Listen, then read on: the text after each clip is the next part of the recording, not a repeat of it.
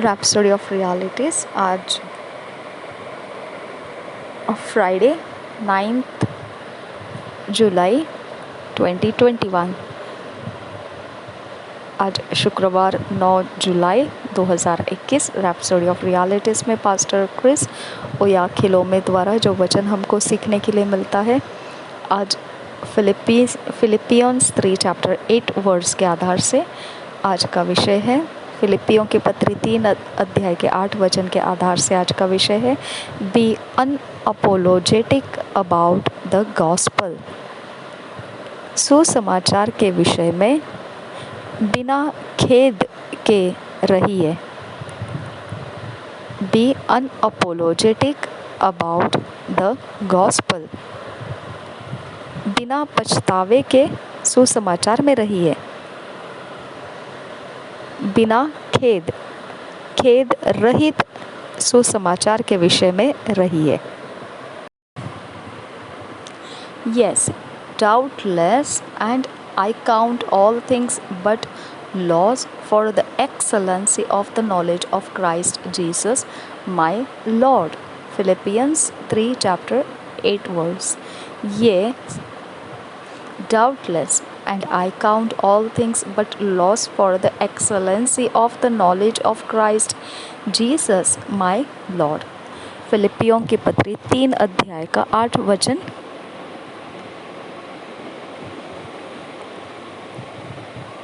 वरन मैं अपने प्रभु मसीह यीशु की पहचान की उत्तमता के कारण सब बातों को हानि समझता हूँ, जिसके कारण मैंने सब वस्तुओं की हानि उठाई और उन्हें कूड़ा समझता हूँ, जिससे मैं मसीह को प्राप्त करूँ। और एक बार पढ़ेंगे।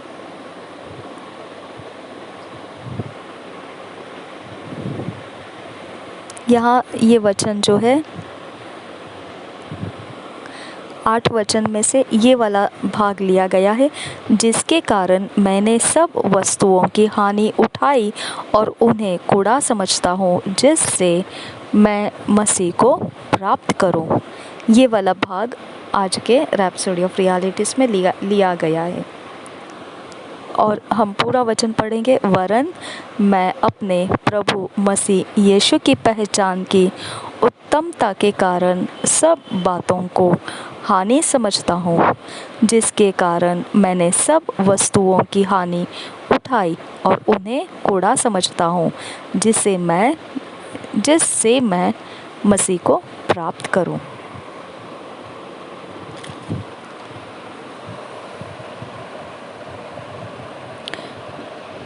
When I analyze some of the things going on in the world today, I remember the commitment of Shadrach, Meshach and Abednego. जब मैं आज के समय हो रही घटनाओं को देखता हूँ, तब मुझे वो समर्पण याद आता है जो शद्रक, मेशक और अबेदनगो के विषय में रही है। आज के जगत में जो कुछ हो रहा है, जब मैं उन चीज़ों को गौर करता हूँ, उन चीज़ों के जांच पड़ताल करता हूँ, तब मुझे स्मरण आता है शद्रक, मेशक, अबेदनगो का समर्पण मुझे याद आता है। They said to the king, "We will not bow to your image of gold." उन्होंने बादशाह को बोला कि हम तेरे सोने की मूर्ति के सामने दंडवत नहीं करेंगे। And the king got angry and threatened to throw them into a burning fiery furnace. और फिर बादशाह भारी क्रोधित हो गया और धमकाया उन लोगों को कि तुमको उस जलती हुई आग की भट्टी में फेंक दिया जाएगा। But they responded boldly, "Our God is able to deliver us from your fire, but if he does not, we still won't bow." Read Daniel 3 chapter.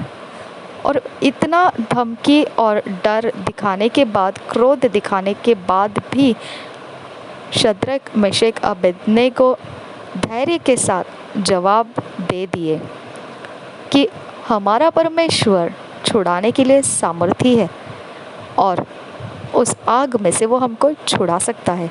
परंतु अगर वह ना भी छुड़ाए तो हम फिर भी तेरे मूर्ति के सामने दंडवत नहीं करेंगे। आप इसे पढ़ सकते हैं दानियेल की पुस्तक 3 अध्याय में। They were not refusing to bow to the king's image because they expected that God would deliver them. वह इसलिए वो बादशाह की मूर्ति के सामने झुकना नहीं चाह रहे थे, इसलिए नहीं था वो कि वो सोच रहे हैं कि परमेश्वर बादशाह के हाथों से उनको छुड़ा लेगा। ये आशा से वो इनकार नहीं कर रहे थे झुकने से। वो बादशाह को जो इनकार कर रहे थे कि हम तेरी मूर्ति के सामने नहीं झुकेंगे, ये उनका जो इनकार करना था ये इसलिए नहीं था कि उनकी अपेक्षा में परमेश्वर उनको छुड़ाएगा, ये उनका भरोसा था। ये मतलब उनकी अपेक्षा में था, इसीलिए वो इनकार कर रहे हैं, ऐसा नहीं है। It didn't matter to them whether or not they would be delivered from the fire. इससे तो फ़र्क ही नहीं पड़ रहा था उनको कि उनको कोई छुड़ाए या ना छुड़ाए उस आग में से। They were standing their ground because of their commitment to the Lord, recognizing that He is the only true God. वह अपनी भूमि को पकड़े हुए थे क्योंकि उनकी समर्पण किए हुई बात उसकी वजह थी, जो उन्होंने प्रभु को समर्पित की हुई बात थी। इस पहचान को कि उनका एकमात्र परमेश्वर है, सच्चा परमेश्वर है, उसकी खातिर वह अपनी ज़मीन पकड़े हुए रहे। Thus, in spite of the intimidation, they would not budge. इसके बावजूद कि उनके ऊपर धमकियों को लगाया गया, वह फिर भी हटे नहीं, वहाँ से हिले नहीं। What a conviction! कैसी दृढ़ता, हिम्मत, कैसी दृढ़ता भरा विश्वास था उनके अंदर। उनके भरोसे की बात में कितना उन्होंने अपने आप को रख दिया था। It was a similar case with Daniel. और फिर एक ऐसी ही समान घटना हुई थी दानियेल के साथ भी। There had been a decree against prayer to any god but the king for 30 days. ऐसी घोषणा कर दी गई थी कि कोई प्रार्थना नहीं करेगा किसी भी परमेश्वर को, सिवाय जो बादशाह ने कहा उसी की आराधना की जाएगी 30 दिनों तक। But Daniel continued in prayer. The Bible says when he found out a decree had been passed to outlaw prayer, he prayed again as he always did, knowing that the supervisors were watching. Daniel 6 chapter 6 to 10 verse. परंतु दानियेल जो थे वो अपनी प्रार्थना में लगातार चलते रहे, जैसे कि पवित्र बाइबल बताता है कि एक प्रकार का घोषणा निकल पड़ा है जो प्रार्थना को बंदी करने की विषय में था। उस प्रार्थना जो परमेश्वर को की जाती है उसके विरोध में चलाई गई घोषणा थी। ऐसा होने के बावजूद भी वह फिर दोबारा और बार बार लगातार प्रार्थना करता रहा, यह जानते हुए भी कि उसके ऊपर देखने के लिए किसी को ठहराया गया है कि वो बादशाह की बात को मानता है कि नहीं। आप इसके विषय में पढ़ सकते हैं। दानियल के 6 अध्याय के 6 से 10 वचन में हम पढ़ेंगे उसे। दानियल की पुस्तक 6 अध्याय का 6 से 10 वचन। तब वे अध्यक्ष और अधिपति राजा के पास उतावली से आए और उससे कहा, हे राजा दारा, तू युग युग जीवित रहे। राज्य के सारे अध्यक्षों ने और हाकिमों, अधिपतियों, न्यायियों और गवर्नरों ने भी आपस में सम्मति की है कि राजा ऐसी आज्ञा दे और ऐसी कड़ी आज्ञा निकाले कि 30 दिन तक जो कोई हे राजा तुझे छोड़ किसी और मनुष्य या देवता से विनती करे वह सिंहों की मांद में डाल दिया जाए।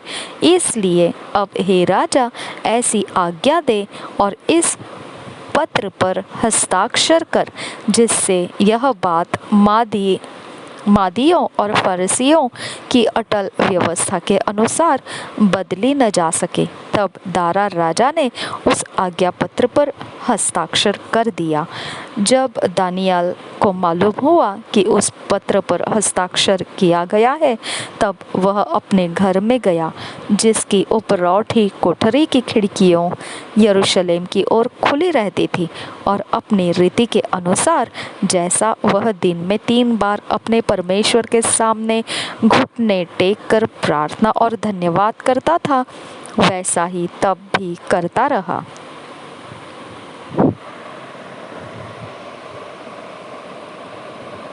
For refusing to yield to the obnoxious decree of the king, Daniel was thrown into the lion's den. क्योंकि दानियल ने ऐसी आपत्तिजनक जो घोषणा कर दी गई थी बादशाह के द्वारा, उसने समर्पण होने से इनकार कर दिया। यही कारण से दानियल को शेर के मांद में फेंक दिया गया। There is no record that Daniel prayed to be delivered from the lion's den. He was rather ready to be eaten up by lions than deny his faith in God. कहीं पर भी ऐसा लिखित नहीं है कि दानियल ने उसके छुटकारे के लिए उस शेर के मांद में से छूटने के लिए प्रार्थना की हो। ऐसा कहीं पर भी लिखित नहीं है। इसके बावजूद वह तैयारी के साथ था कि अब वो शेर उसको खा लेंगे। इससे बेहतर है परमेश्वर का विश्वास इनकार कर देना। वो बेहतर है कि शेर उसे खा जाए, लेकिन परमेश्वर पर विश्वास करने से वह रुकना नहीं चाहता था। उसके बदले में शेर उसे खा जाए, इसके लिए वो तैयार बैठा था। These are set for us as examples. ये रचना हमारे लिए है कि उदाहरण के तौर पर हम इसमें से देख सकें। Our situation today is not any different. हमारी परिस्थितियाँ आज के हिसाब में इससे कोई अलग नहीं है। When it comes to what God has said versus what anyone else is saying, it's not a difficult choice. There is just one way we go, Jesus only. जब परमेश्वर हमको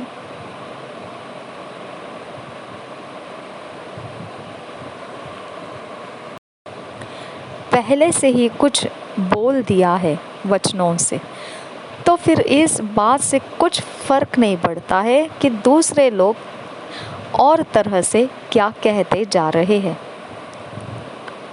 हमको फैसला करने में मुश्किल नहीं होती है। फिर केवल एक मात्र रास्ता रह जाता है हमको जाने के लिए, और वह है केवल यीशु। We serve the Lord Christ. When it comes to the call of the gospel, live or die, we are the Lord's जब आप सुसमाचार के लिए प्रभु मसीह में आप उसकी सेवा करते हुए जी रहे हैं, तो जब सुसमाचार की बुलाहट आपके ऊपर आ जाती है, तो वह बुलाहट जिए या मरे के तौर पर आपको चलना है। आप तो प्रभु के हैं, इसीलिए हालेलुया।